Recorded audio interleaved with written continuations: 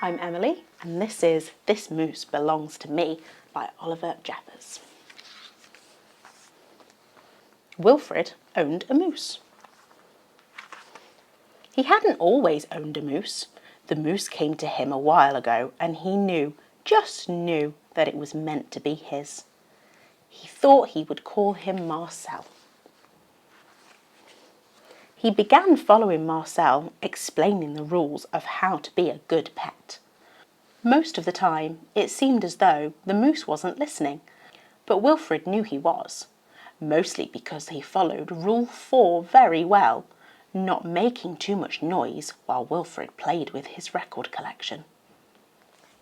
Sometimes the moose wasn't a very good pet. He generally ignored Rule 7, going whichever way Wilfred wants to go.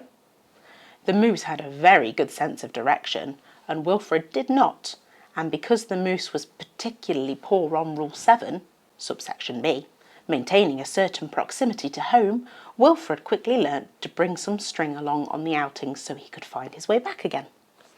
Sometimes the moose was an excellent pet. He had no trouble with Rule 11, providing shelter from the rain.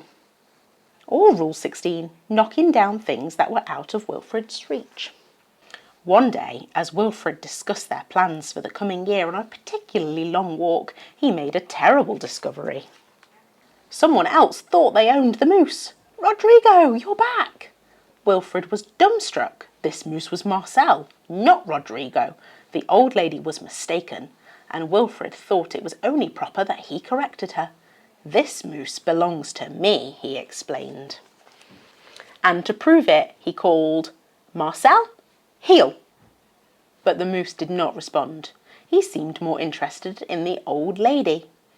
Good Rodrigo. Embarrassed and enraged, Wilfred rushed off for home. But in his haste, and miles from anywhere, he tripped over his string and got tangled up. And there he lay. Wilfred was beginning to get a little bit worried. It was past his home time now, and the monsters would soon be out. He had just ruled out the last of his options when along came the moose.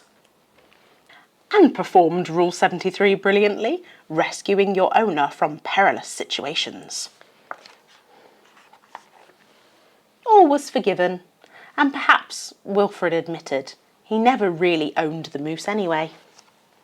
With that in mind, he and the moose reached a compromise.